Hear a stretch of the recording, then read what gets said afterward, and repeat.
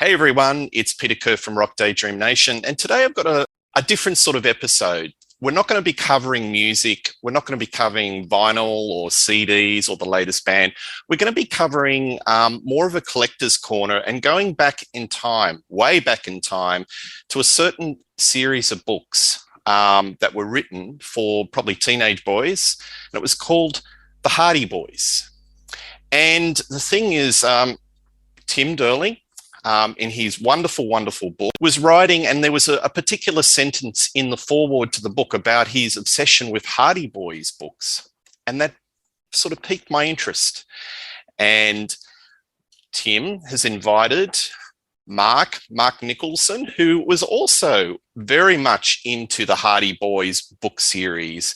So I thought today, let's get together and reminisce about those wonderful Hardy Boys books, how we were obsessed by reading those books, and just get into the world of the Hardy Boys, Joe and Frank. So hello, Tim, and hello, Mark. How are you going?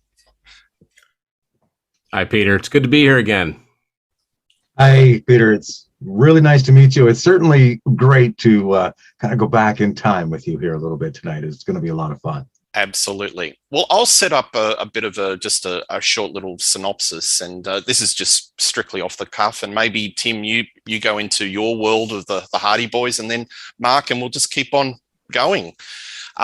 So I guess I got into it in around 1976, 77, and just got into the world of the Hardy Boys. And they're one of those books that if you buy one, you've got to buy more. And it doesn't help that when you get the book, it has a spine and it has a number on it. So if you like this book, you have to get the next one. And you look at the back of the book and it's got a list of all the different Hardy Boys adventures. And some of the titles, to a young, 10 or 9-year-old kid, The Mystery of the Aztec Warrior, The Haunted Fort, The Shore Road Mystery. Always has the word mystery or something about a hooded claw or a sinister signpost. And these books followed a very set formula. They were written by Franklin W. Dixon, which I thought was a fair dinkum author. He's not an author. He's a pseudonym for many authors. It's just incredible. Goes back almost, 100 years. And the books follow a very set formula. Each chapter, at the end of the chapter, is a bit of a cliffhanger. So you've got a page turn and go to chapter 2.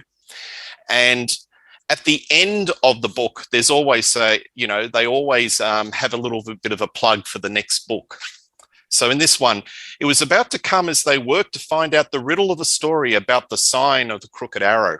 And this book is obviously the one before, but it plugs the next book. And what do you have to do? You have to get the next book. So it's like an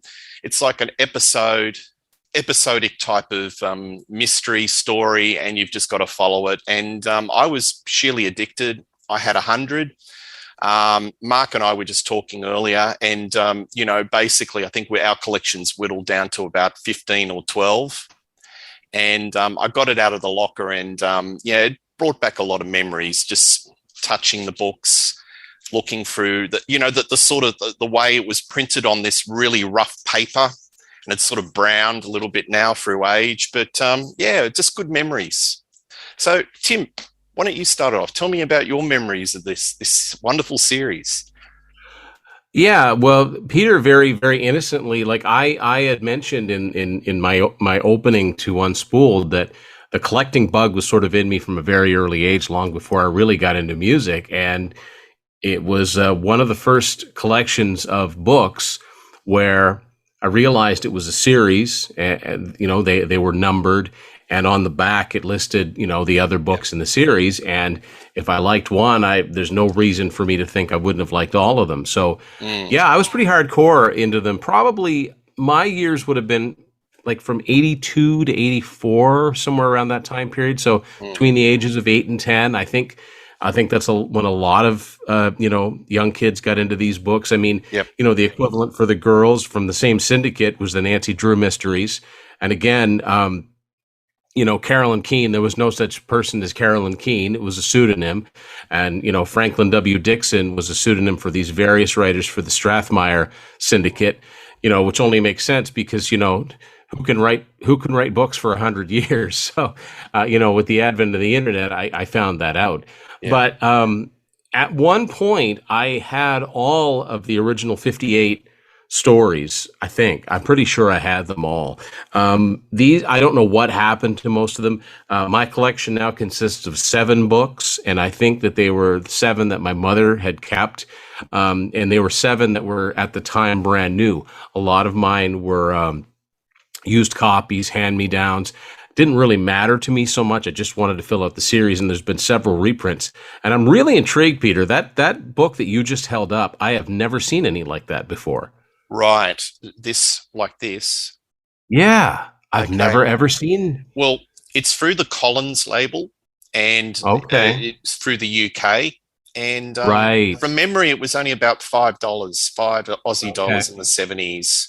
Cool. But there was a whole sort of series. Yeah. It was Grosset and Dunlap that had them in North America. Yeah. If I recall correctly. Also, did you ever get the paperback version? So that was in paperback. Again, it's on a different label. It's, I think, the Collins label. I'm not sure. They started doing paperbacks at number 59. Yeah.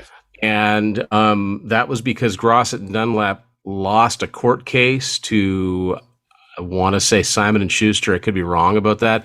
Most of the books I remember look exactly like the one you've got there. The blue on the side, the picture of the boys on the side, and that's what I've got. I've got a series of those, and I know I've seen the ones that Mark has. He's got a bigger collection than I do as well. I don't know. Do we want to go through these like in the order that the books come out and see which ones we have, or how do we want to do this? I don't think. I think we just do it ad hoc. Okay. Yeah, just ad hoc. That's my memories of them. I don't remember a point where I stopped reading them. You just, when you're a kid, you get into different things, and when we started talking about doing this episode, I dug into my closet, and there's this box of stuff that I'd gotten that my parents had cleaned out their attic, and I was looking through it, and there were some old school things, and there were 7 of these Hardy Boys books, and just looking at these just brought back all sorts of memories. So yeah. I think one thing's for sure. Another part of the component of the mystique is the wonderful covers, because look at this. Yeah. Really evocative cover art. Oh, look at that. That's interesting. So I've got, it's funny, that melted coins. I've got this one which is the melted coins in its hardback form. And I'm assuming it's the same story. I can't imagine. So I've got the mystery of the melted coin, and you've got melted coins. That's interesting. So Mark, I guess your history with the Hardy Boys is probably a lot like both of ours. I think mine is probably right in the middle. I was telling Peter before we started the show that I have a couple of original books. I have 6 original books that I would have got, and then I bought 6 more as an adult at used bookshops. My books are kind of dated from 1979. My uncle wrote inside the cover. These were like Christmas gifts, basically. And he wrote in 1979, and my son wrote in this one as well, 2009. But which one is that, Mark? This one here is the Missing Chums. This is number 4, and I have number 5, which is right after it, Hunting for Hidden Gold. And the reason why I got this particular book here, I remember it well. In elementary school, our teachers would read chapter books right after recess. And we got to pick books from a row of books, and this one was voted on to be read. And I fell in love with the story, so I had to have my own copy of it. And I read a couple chapters tonight for the first time in 45 years. So it's fascinating, these books are. And I mean, I would have been in 1979. I guess I would have been 8 years old. So that was my intro to it. I found them as they were great companions. When you went somewhere, you could take the books with you. That was what I always enjoyed the most. So a lot of my books they've weathered the storm a little bit. They've been everywhere. I think I have one that is number 46. This one would be really mint condition. This one, and it's an original.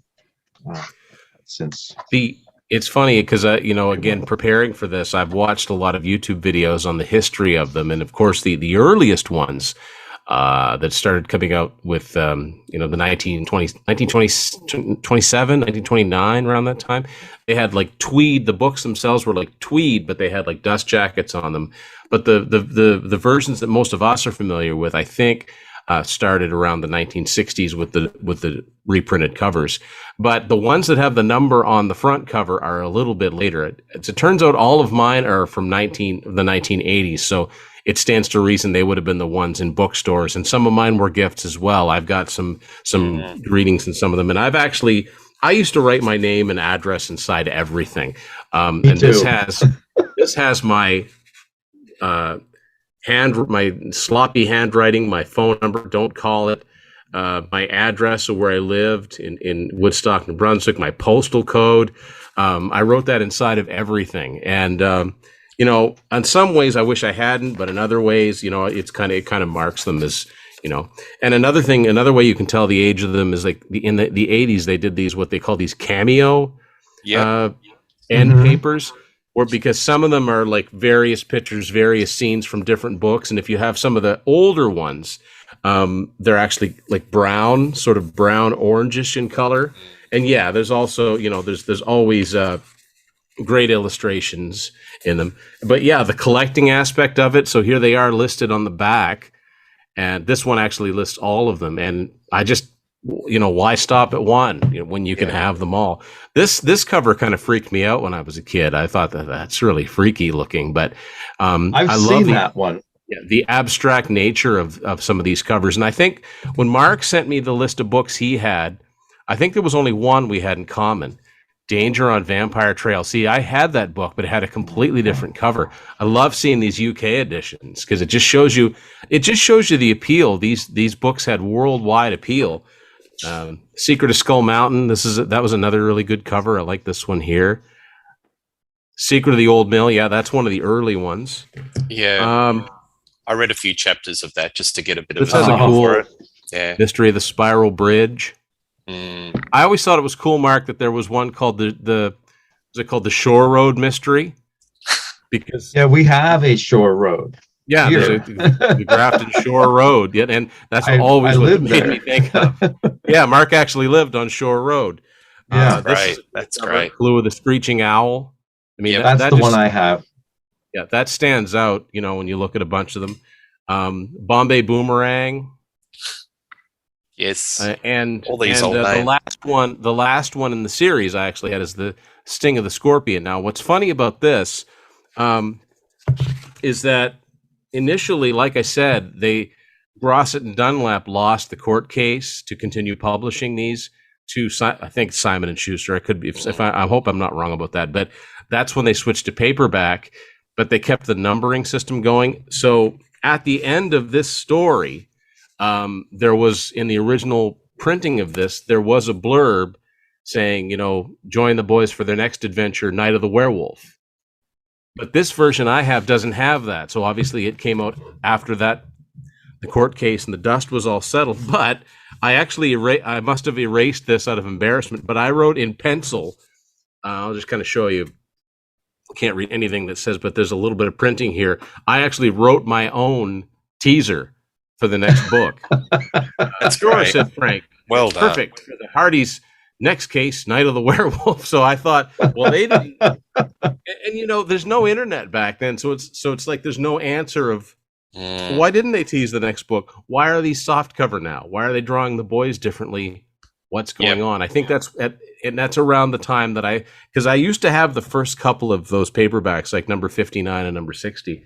Now, that might have been around the time that I lost interest. And I don't know if you guys remember this or not, but if you look at the back of one of these, after it lists all of the titles, it also says Hardy Boys Detective Handbook. I actually had that. Oh, really? Right. Yeah. Yeah. It was basically very, very old, like police procedurals. The version I had kind of looked like this on the side. Yep. the same blue on it. But yeah, well, there it is, the very last one, Hardy Boys Detective Handbook. That wasn't one of the numbered ones in the series. Yeah. And it's funny because, again, once I dug these out, I started reading through them, and none of the stories really triggered any nostalgia for me, but I remembered all of the characters. I mean, it was yes. It was Joe and Frank Hardy, brothers, junior detectives. Their father, Fenton Hardy, was a detective. They had their friends, Chet Morton, and who they always teased about his weight, which is politically incorrect. And the wording, how they describe him, is plump. It's just plump. Yes. And they tease him about how much he eats. Plump it's kind of terrible. Chet. Yeah. And yet the first few stories, starting in the 1950s, some of them were completely rewritten because they were, even more politically incorrect. Some of, there were, racial expressions that just don't get used anymore. So, if you were to pick up an original copy of some of the books, you start reading through them, you might go, well, you can't say that. Politically incorrect, right? Yeah. But other than that, like Mark said, they all kind of follow. There's a formula, right? Even though there were different writers, each chapter ends on a cliffhanger, and it never gets too. I don't think either of the boys ever wield a weapon, like a firearm in them. They always just use their brains, or they set a trap for someone, or they outwit them somehow. Not a lot of character development. It's just they're sort of vehicles for solving the mystery. So, I mean, you could read 50 of those books, but you don't have a sense of their personalities or character development because they're sort of interchangeable. One's blonde, one's brunette. Exactly. They're more of a cipher for just crime solving. Exactly. It's almost like there's a master list of a Hardy Boys story, and you just plug in different elements, almost like Mad Libs. Template. It's almost like Scooby-Doo. Every Scooby-Doo cartoon is the same, right? Pretty much, but we love them all. It takes the mask off, and it was actually it's Old Man Jenkins, and but and the Hardy Boys books are kind of like that. The characters are kind of one note, but anything that encourages kids to read, I think is a good thing. And I don't think that these books have ever been completely out of print. I think that in one form or another, you can still get new copies of these Hardy Boys books. I've seen ones that look, look kind of like this. Actually, more to the point, I'll find one. They have the blue along the top, and there's they're kind of a plastic cover, and there's a flashlight that goes across. They look a little different on the sides, but they keep the same cover art, which I think is really cool. The cover art is really what takes me back when I see these, because they just stood out, some more than others. And like I said, I don't know what happened to the books that I used to have. Do you guys also remember in the 1970s that there was a brief TV series? I was going to lead into that. 1978, Parker Stevenson and Sean Cassidy. I found it disappointing because it didn't really align with the book. It was more rock and roll. It was more Hollywood. It was sort of like a Quinn Martin production, because Quinn Martin, when they did all those shows like the Streets of San Francisco, it followed along that line, and I didn't like it because it just didn't fit in with the world of the Hardy Boys in the books. It was too Hollywood. That's where I think that's probably where I fell in love with the Hardy Boys, because guilty pleasure, I was at the young age of 8, I was a Sean Cassidy fan. So I kind of, that's where I started into the books, I think, myself. Was from that, right? And so it just took me a little bit further. And I think actually some of the episodes of that show were based or loosely based on some of the books. Really? I know there was one called The Flickering Torch Mystery that was based on one of the books. And that was an early example of, how when someone acts and sings, you get this cross, I have The Flickering Torch. There you go. I'm pretty sure that was one of the episodes. Great cover. Yeah. That very psychedelic. Oh, yeah. That's very psychedelic, very rock and roll. Yeah. If you were to look at the original cover to that, I don't think it's the same at all. But I went on YouTube and I saw some clips from that original show, and what it made me think of is the very short-lived Spider-Man TV series, not the cartoon, the Yes. live action series they made in the late 70s, which the effects have not aged well. That's what it made me think of. But I'm sure at one time or another, I must have watched those. They, Yeah. I think Saturday afternoons they were on. I think there was there was a Hardy Boys episode. Then there was a Nancy Drew one, if memory serves. But I really do think you can still get the Hardy Boys books. I think that those books have lived on. I'm sure that the scripts and the stories have been tweaked over the years, but there's something to be said. Like Peter said, we're going almost 100 years of these things, and there's always generations discovering these Hardy Boys books, and who knows, it might have even led people to go into law enforcement because of it. Maybe. Is there a definitive number of books? Because you were quoting a number. Is there a definitive number in the series? Yeah, the original canon books are 58 of them. They start at the Tower Treasure and they end at the Sting of the Scorpion. Yeah. And then they continued on with the paperbacks, and the first, I want to say, a couple of dozen of those were written by some of the same team that was writing the previous ones, so they still kind of felt like the others. And even though the paperbacks look different, there was a short-lived series printed up that made them look more like this series, which is kind of cool. I just remember I know I had that one, Night of the Werewolf, because it was like the very next one, because eventually I got caught up to the point where they were actually coming out new when I was buying them or receiving them as gifts, mostly receiving them as gifts. But I don't know. It's not, at a certain point, I don't know if it was G.I. Joes or Transformers or something. I got into something else, but always have a soft spot for for these books, because they just evoke a time period, and just realizing that there are a series of things, and realizing that if you find something in a used bookstore or a pawn shop or something like that, and you look at it and you go, well, that's different from the copy that I saw in the library.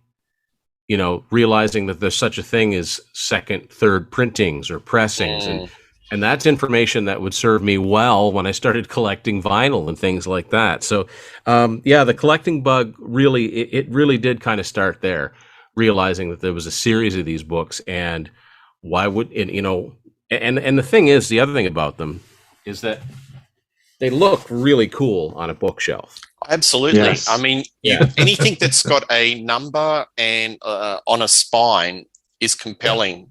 That you've got to get them all. And I think I had pretty close to all of them. And I think I had pretty close to all of them. And it was just a bug. There were some other series that were going around at the same time, and I'm just wondering if you gents are familiar. Enid Blyton, UK author, had a series called Famous Five. Did that ever translate into Canada? No, not familiar with I that. don't recall that title, no. Yeah, Famous Five. No. It was all these like five kids, and they would just solve crime, or it's very much a UK type thing. Then there was another series that I got into called Alfred Hitchcock Presents the Three Investigators. And there were these three kids, and they would do similar to the Hardy Boys world, and they would solve crimes and mysteries and things like that. Look it up on YouTube, but very similar sort of series. By your blank expressions, it doesn't sort of twig any. Yeah, no. I mean, some of these things cross borders, some of them don't. Because I can remember, I have a heart. I tried to look this guy up online, but Mark might remember. It wasn't necessarily mystery stories, although some of them were. Do you remember a Canadian author named Gordon Corman? No. He wrote some of them were standalone books, but he wrote this series about this boarding school called McDonald High. And there was like a boys' school and a girls' school, and it was just the adventures of these kids. And they weren't necessarily mysteries, although some of them were. I remember those very well, some of those books, and I go online, and it's very sketchy to find, it's like not sketchy as in questionable, but just you don't see a lot of information. But that, it's cool to know that the Hardy Boys were truly international, and I'd never seen those UK covers before, and those might actually be worth something. Maybe. Tell us, you've done a little bit of research. Do you think some of those early 1920s versions would go for a bit of coin, Tim? Oh, in good, if you can find them in good shape, absolutely, and especially if you can find them with their original dust covers. Yeah. Because mostly what you'll find is just the book itself. Because I mean, these were marketed to kids, right? And when I was a kid, I pretty much took as well care of my stuff as a kid would, trying to keep it in good shape, and don't read it if my fingers get food on them or something like that. But a lot of the dust covers got thrown away. Just like when I talk about my naked 8-tracks, when you see these 8-tracks that don't have any cover art on them, that's because the slipcases got thrown away. And it's the same thing with these books. So these old, if you're ever in a used bookstore and you see it says the Hardy Boys on it, and it'll have a little emblem of two figures, two boys, I guess. Yep. Not the same as this. It just like two silhouettes. And the title in big letters, you are looking at a very, very old Hardy Boys book. And if it's not a ridiculous amount of money, you should probably pick it up. Yeah, I feel a little sad that a lot of my collection's gone. And you do stupid things through life. And,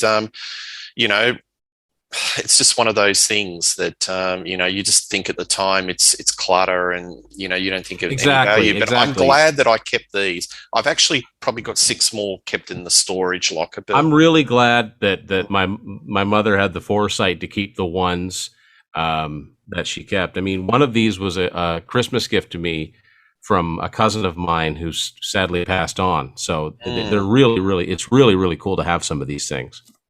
Yeah. That's the same thing that I find about mine, is that they followed me all through my years. They've been with me, so I won't part with them. They're sticking with me. My wife says that, well, we might have to tuck them away in a box. They spent a lot of their life in a box. So I'll find a way to maybe incorporate them into my bookshelf. Yeah. So it's just that, every time you look over it and you do see that row of numbers or those silhouettes on the side, they look cool. It's so darn cool. Yeah. Yeah. But then you'll see the missing numbers and you go, boy, I should really start looking for those again. Like, I don't need anything else to spend money on. Yeah. Hey, have you guys got any observations about Fenton Hardy? Because he was always an absent father, wasn't he? I know. He was always there. Yeah, stuck at home with their mom, and Aunt Gertrude. Their Aunt Gertrude. Yeah. And what I was trying to figure out tonight when I was reading the chapter was, where the heck is Bayport? Like, geographically, where is Bayport on the map? Does it exist? Yeah. And they talk about out west, and I think Bayport sounds like an East Coast sort of feel to me. Yeah, Bayport sounds New England to me. It does, yeah. So did you have that in, when you read and you imagine a landscape, is that how you guys would have it in your head when you were reading the book? That's what it's sort of like. Some of them are very very evocative. And if you notice in the later books, they start to globetrot a little bit. There is, I think, that book. I think it's the Firebird Rocket. They go to Australia. There's one where they're in Africa. Like they get around the world a little bit. But in the first, the early few, they might get as. Sometimes they do get up to Canada. I have seen that they've gone up to like Montreal, which is kind of funny. Well, look at this, the Mexican border, or Mexico, exactly. It's like a scene out of the Wild Bunch, isn't it? It's like a Sam Peckinpah movie. Yeah. And another thing is that, but it's sort of like The Simpsons in Springfield. Well, where's Springfield? It's not Springfield, Massachusetts. Yeah. Where is it? It's Springfield. Yeah. But Bayport, Bayport, I think of, a coastal town. Like Maine, I think of, something. Something like Murder, She Wrote, like Angela Lansbury. It's very neat because, here they are in the Missing Chums. Here they were always out on what was their boat that they were always out on? Oh, it was called the Sleuth. The Sleuth. So they were always out on this boat. So it's got to be a coastal town, right? Bayport has got to be along the coast because they were always out in their Sleuth. Yeah. And they describe their car as a jalopy. Yeah. A jalopy. But if you're in a landlocked area, you're not going to have a marina, and you're not going to have a boat. So it sounds like that Fenton Hart. It sounds like the family was fairly well to do. It sounded like they weren't exactly poor. And they had the most platonic girlfriends There was like one of them was Iola Morton, Chet's sister, and the other one I think her name was Callie. But it was always like, I don't know. There's an innocence about it, right? And I think that's kind of neat too. And even the criminals are innocent. They're not really they don't cross. boiled. Yeah, they're just sort of counterfeiters or bootleggers or smugglers or How many smugglers can they have in one town? I mean, every town they visit, there's something going on, right? Yeah. And somehow it relates to a case their father's working, which has nothing to do with. That's another part of the formula. It's got absolutely nothing to do with the case they think they're working on, but yet there's a connection, and there's always an abandoned warehouse somewhere, or there's a cave, or and they always they'll talk to someone local, and someone overhears, and grammatically there's lots of exclamation marks, and there is the skull. It's like lots of exclamation marks in the writing, and the cutoffs in the speech. They're caught off guard or whatever it might be. They're surprised at the element of surprise and cut off. And a lot of adjectives, a lot of, I think in my creative writing, Tim, I was used a lot of Hardy Boys mannerisms in my year 3, writing mystery stories. And I bet I did. Writing.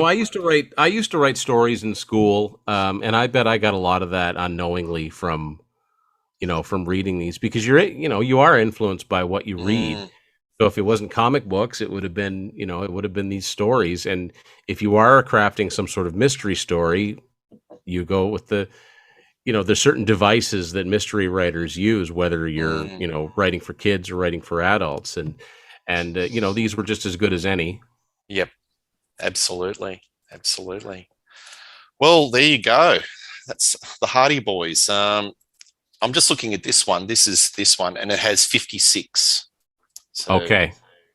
Yeah, 56. And I just think everything has just got a certain formula to it, and it works, because you wouldn't have 56 books in a series if it didn't work.